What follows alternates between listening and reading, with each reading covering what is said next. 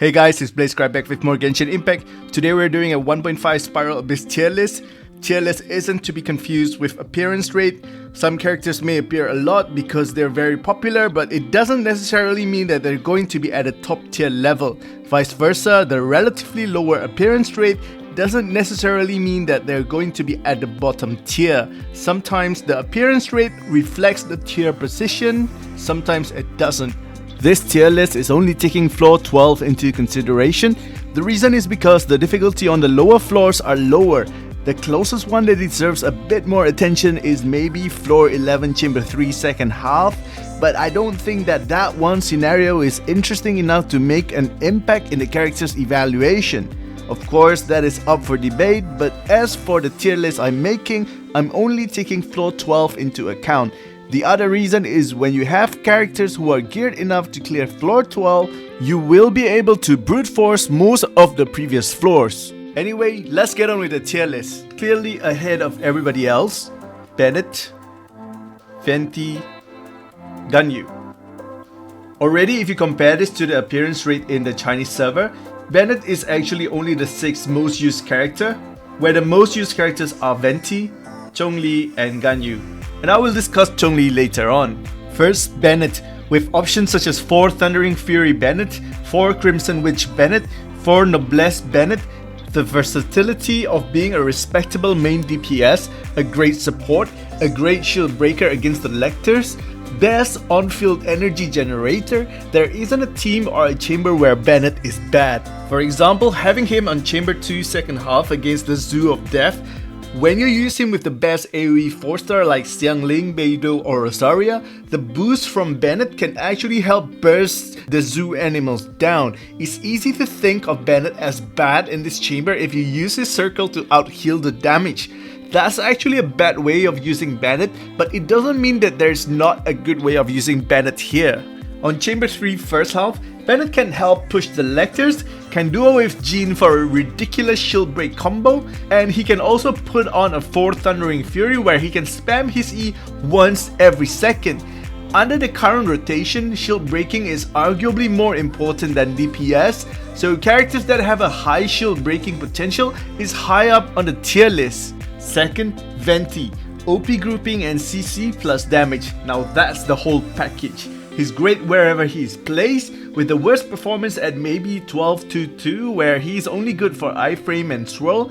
Because lectors do not get raised by Venti's ultimate, there is justification for using Venti in more melee oriented team comps such as Diluc instead of using Sucrose. Third, Ganyu. Both the melt or permafreeze team comps are viable. Ganyu is a solid option in any floor in any team. With the strong performance against the lectors, it's not surprising that there is a strong bias to use her on the first team. Before we move on, I'd like to say that the character value is getting more and more based on team comps than individual performance, and the teams are usually spearheaded by a 5-star DPS such as Ganyu, Hutao, Xiao, etc. The outlier is a great team synergy of the 4-star, Bennett, Xingqiu, Xiangling, and Beidou or Chongyun. Therefore, support characters' values are strongly tied to how much they can support these main DPSs. Moving on to the next tier, characters in this tier are all strong performers. We'll start with Zhongli. I suppose if anyone deserves to be at the top of this tier, it would be Zhongli. I find Zhongli to be extremely versatile, but he's not as game-breaking as the top 3. Zhongli makes runs very comfy, and he could be the key to help frame-sensitive DPSs such as Hutao, Xiao, Klee, and Eula to DPS even better. But outside of that, the 3 main things are number 1, universal damage shredding, number 2, lector displacement, number 3, shield against the lector attacks.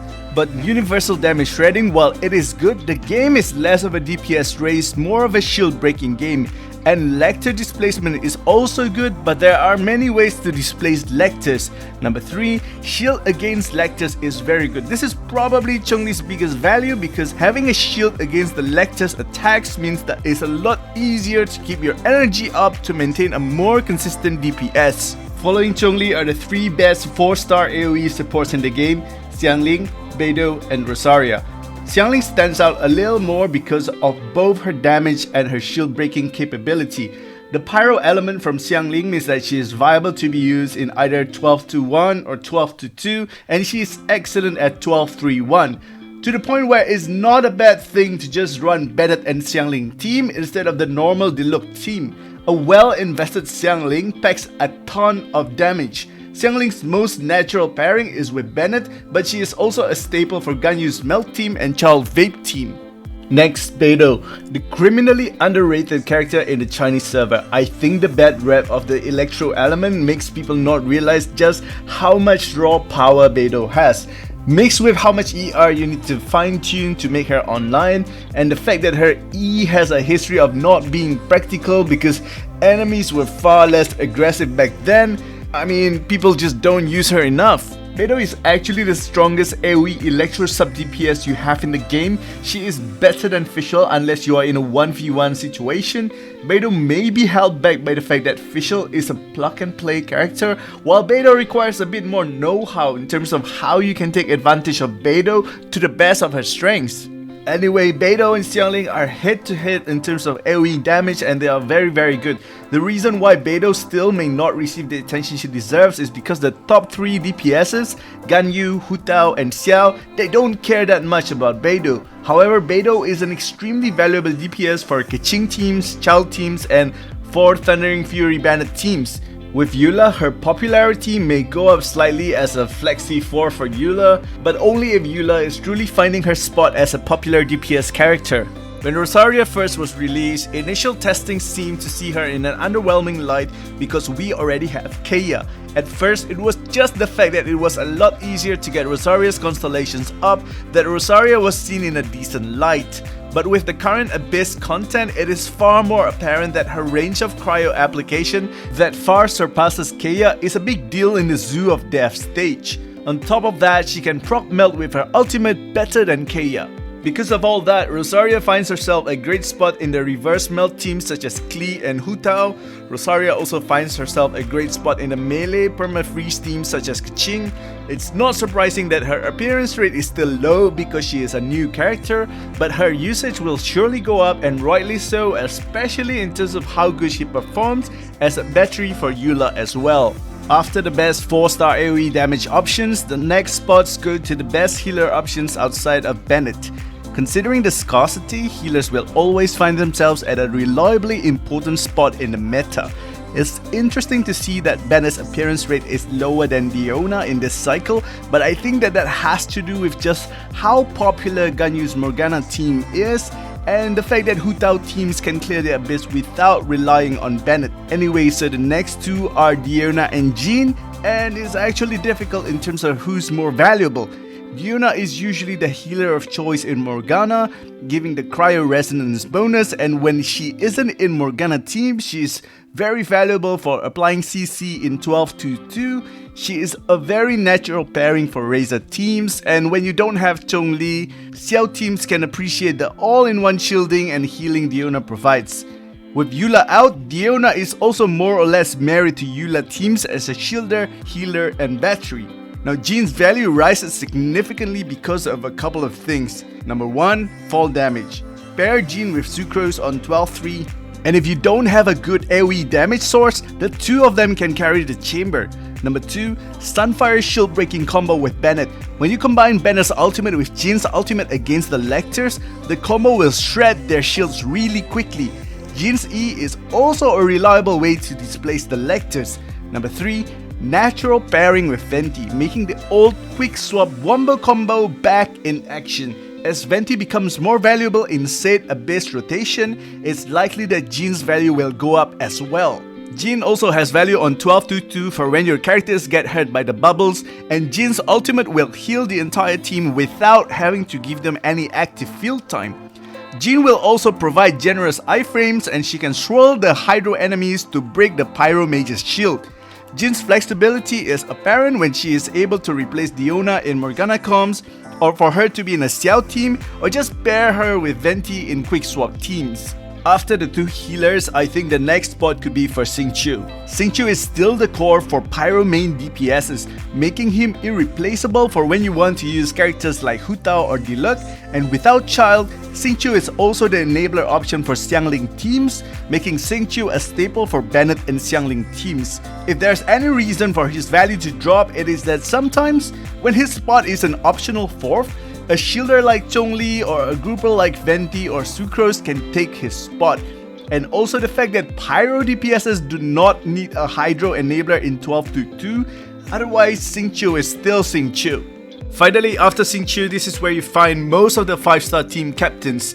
Diluc is still reliable, easy to play, and he can sometimes manipulate positioning without the need of an Anemo in the team. The only downside to all this is that his ceiling may be lower than some other DPSs if everything goes well for them, but it's easier to not screw up using Diluc. Next, Xiao. Xiao's AoE sustained DPS is amazing on 12-1 and 12-3. It may be trickier to do a brain-dead sustained plunge attacks on 12-2 because of the bubbles, but Xiao also can do a normal ground attack to kill the priority targets while they are frozen, and then finish the rest with the typical plunge attacks once it is safer. If you have Zhongli to couple with Xiao, he would have no problem with 12-3-1 either. Honestly, with stages that need AoE damage, Xiao teams will usually perform better than a lot of other teams. The caveat for Xiao is how fragile Xiao could be without the proper support. Next, Hu Tao. Hu Tao's burst damage is great on 12-2, but she suffers slightly at consolidating AoE damage outside of her ultimate. Nevertheless, a perma-freeze Hu Tao team can negate some of the mechanics of the enemies in 12-3. Next, Childe. Childe's values is slightly lowered because of 12-2. 12-3-2 would have been a great stage for a one-shot Childe team, but taking a one-shot Childe team through 12-2 is a massive pain in the ass, honestly. In my experience, even when you carry Childe through 12-2 with Xiangling and Bennett, it's not that easy to do AoE damage against all the enemies consistently, as you can easily get hit by overload. It's doable, but it's not a walk in the park either. Nevertheless, Childe's Vape team performs really well at the first half, no small thanks to Xiangling. Next, Klee. Klee teams are much improved with Zhongli. It is a lot more forgiving to play Klee without worrying if you'd be getting interrupted. Her Vape teams will do well on the first half, her Perma-Freeze team will do well on the second half. Next, Keqing. I actually find Keqing a lot more viable in this Abyss rotation. The reason is because her AoE ultimate isn't wasted with the amount of enemies you're usually facing. The generous iframes can really help clear 12-2 more easily. The unfortunate thing about Keqing is that she's pretty much dedicated to the second team. Being Electro, it means that she's not well suited to contribute to the shield breaking of the Lectors at all. At 12-3-2, even though Keqing has a strong physical carry moveset on her charge attack, the fact is that it's not reliable enough to do AoE attack on all three enemies. If you invest in Keqing Perma-Freeze team though, I think you can deal with the enemies one at a time, but it just fails in comparison against the Keqing Venti Quick Swap team combo. Unfortunately, Keqing Venti team combo requires you to have at least Venti to pair with Keqing, but the duo of Keqing and Venti can clear the room efficiently despite the Season Mage's Electro resistance. Next, Eula. Oh boy, Eula. Okay, let's put it out of the way. She has the potential to be on either team in this rotation, but she is much better on the second team because of her poor cryo application and her tendency to use Fischl for superconduct. It means she's just not naturally useful for Team 1 against the Lecter shields. Without Zhongli, she also will suffer even worse energy problems against the Lecter attacks because she is highly dependent on her burst for the source of damage. Eula has a very high skill floor because most of her damage comes from the burst damage. The payout is very poor if the burst doesn't crit, if the burst overkills, if you end up missing the burst damage. Arguably, that's also the case with everyone, right? If you miss the hit, then of course the damage goes down. But Eula's burst makes up for like half of her total damage and it is not instant, so it is much harder for the ultimate to reach its full potential. That means if you are able to fulfill these conditions, enough damage to do one rotation, good battery from the team, distribute her burst damage efficiently across the field, Eula is a great main DPS to use. Currently, I'm placing her at a spot below Keqing because there's a lot of hit and miss that can happen with Eula. While Keqing's playstyle allows for a far more margin of error, it's highly probable that Keqing runs demands fewer resets than Eula's runs. I'm not sure that this is the appropriate placement for Eula, could be higher, could be lower, but you guys are welcome to comment on this. I also understand that this is probably one of the most controversial points I'm voicing out, but for now I think this is where Eula belongs. The last 3 characters to make it into the A tier would be Chongyun, Sucrose and Fischl. Chongyun's shield breaking is strong and relevant to melee team comps, more relevant in 12-3-1 but also relevant in 12-2-2 to a certain extent. Chong provides full value with low investment. He's highly popular in a national team that consists of Bennett, Xiangling, Xingqiu and Chongyun. But because of Super Fate and 4 Thundering Fury set, I think Beidou is better to use than Chongyun. Honestly though, for shield breaking you can make do with just Chongyun plus a fast polearm user like Xiangling or Zhongli, and you can get full value out of him, so it's not hard for Chongyun to earn a spot in this abyss. For Sucrose, grouping for AoE damage is a big deal in 12-2-1 and 12-3-2. Sucrose's elemental skill also has some capability for displacing the lectors, but mainly because your grouping options are limited, Sucrose is in this tier because of how efficient AoE damage is. Lastly, Fischl. Without Eula, I was actually prepared to put Fischl down to B tier instead of A tier. The reason is because this Abyss content lacks single target situations. In situations where Fischl shines, usually Beidou shines even better. But because of Eula, if Fischl does indeed become a core for Eula, Fischl earns a better spot in this Abyss. Without being in Eula teams though, I think Fischl's performance is very average. Moving on to the next tier, if anyone deserves to be switched up and down, I think it may be Kaeya and Fischl. Kaeya is a good addition to the permafreeze team and he's a lot more valuable to those who don't have a Rosaria. The thing is, Kaeya's range is just very short. Rosaria and Diona feel way more impactful on both 12-2-2 and 12-3-2. The best thing about Kaeya over Rosaria is his mobility, but that mobility doesn't seem to have much value when enemies are already very aggressively going after you. I would trade mobility over a bigger range of application from Rosaria, but like I said, those without a Rosaria will have no choice but to use Kaeya. Next, after Kaeya is Anemo MC. This has to do with how valuable positioning and AoE damage is. The lectors and the humanoid enemies at 12-3-2 can get properly grouped up by Anemo MC. The reason why Anemo MC sits on this tier list is because Anemo MC is outclassed by both Sucrose and Venti, and it's also probably why Anemo MC isn't used a lot because most people own both Venti and Sucrose. But for those who don't have a Venti, Anemo MC is like the next best thing that can do both grouping and CCing. Next, Mona. Mona either performs really well on the Morgana team comp or she doesn't bring anything much to the table. Let's simulate Mona in different scenarios where she isn't in the Morgana team comp. On 12-2-1, she can't break the Electro shields. On 12-2-2, she doesn't do much other than to break the Pyromage's shield, which is slower than if you just bring an Anemo character swelling at the right time. On 12-3-1, her taunt can distract the Elector's attacks, but it doesn't last long. A one-shot team can't kill the Lectors instantly as you have to break their shields no matter what, and Hydro is a poor element for shield breaking. The best spot to do a one-shot team comp would be on 12-3-2, but so that's like bringing Childe, Sucrose, Mona and Bennett through 12-2-2, which is hell. It means that Mona is going to be a staple for the most often used team comp, Morgana, where she performs wonderfully, or she might as well be bench. If we are evaluating Mona based on just Morgana team comp, she would be sitting on the A tier list. But because her other best teams, the one-shot teams, are less valuable, I'm putting her on the B tier. Next, Albedo. Albedo's value is tied to a couple of teams, double Geo, especially when the other two in the team are Pyro DPS and Xingqiu, AoE for Ning, extra damage for Xiao, Venti and Razor. Among these, Albedo is probably most impactful for Hu Tao, Ning and Razor because he provides more AoE damage. As for Xiao and Venti teams, Albedo is more like a win more, but he isn't particularly needed. Against the Lectors, once their shields are up, Albedo's skill can't even proc because you can't land any damage. Already, Geo isn't that effective for shield breaking. It's worse when you can't even contribute to the shield breaking. Next, Yanfei. The best thing about Yanfei is her synergy with Venti. The range of her attack makes it easier to aim at the Sissons on 12-1. Otherwise, her damage is not spectacular, especially considering her ultimate downtime.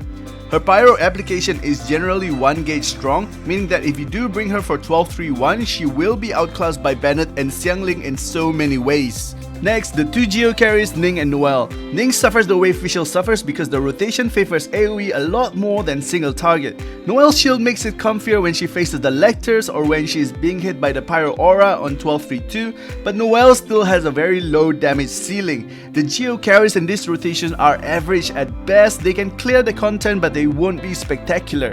Next, Razor. I'm putting Razor this low because I don't find any stage where he excels in. On 12-2-1 he will struggle against the electro shields. On 12-2-2 he doesn't have enough burst damage and he has short iframes. On 12-3-1 it is okay to use him because he gives himself some electro resistance against the lector's attacks, but there are so many better options. On 12-3-2 where the enemies have a low physical resistance, Razor struggles to maintain a consistent damage with his AoE range. It is possible to clear the content with Razor, but I haven't found a content where it is easier to clear because you have Razor. Lastly, Geo MC. Noelle battery, construct to trap the lectors if you need it. Honestly, I have nothing much to say about Geo MC. Next, we move on to the bottom tier. Even though this is an Abyss tier list, it's very easy for these 5 to be stuck here because they're also at the bottom tier in general. If it means anything, Amber is sitting at the top of this tier. Amber has the best theoretical ceiling in comparison to the rest of the characters in this tier. She also can apply pyro from a long range against the lectors. I mean, if the best sub DPS for Amber comes in the form of Ganyu and Venti, you may as well use Ganyu team, right? Next, Barbara. Barbara is still better than Qiqi, and that is thanks to the access of Thrilling Tales that can give a massive buff to your main DPS for cheap. Otherwise, Barbara is bad for the reasons Qiqi is bad. Use Barbara when the only other option is Qiqi. Next, Qiqi. Qiqi is a cope Diona. Just use Diona. Use that free Diona. Qiqi has a terrible skill uptime, very small range and poor cryo application and no energy contribution. Next, Lisa. Incredibly clunky, very minor defense shred. Every other electro unit outclasses Lisa in so many ways. Incredibly niche min-max because of the defense shred, which is usually not enough to justify her spot for most people. Lastly, Xinyan. This is Xinyan and she will probably stay here for quite a long time. She isn't just bad because of the Abyss, but she is bad in general. Her shield is weak, her cooldown is long, her element messes up superconduct reactions, and her burst support isn't justified. Here's the thing, anyone who makes Xinyan strong enough, if their investment is spent elsewhere, you will get far greater returns. If you want to use a 4-star physical carry, you are better off with Razor. If you want to use her for Razor, he is better off with Xingqiu, Diona, Kaeya or Fischl. That's all for the tier list. I think this is the first time I'm doing a tier list for the entire roster, but I'm only limiting the tier list to the final stage of the Spiral Abyss content. I'm happy to hear if you guys have any opinions regarding this tier list.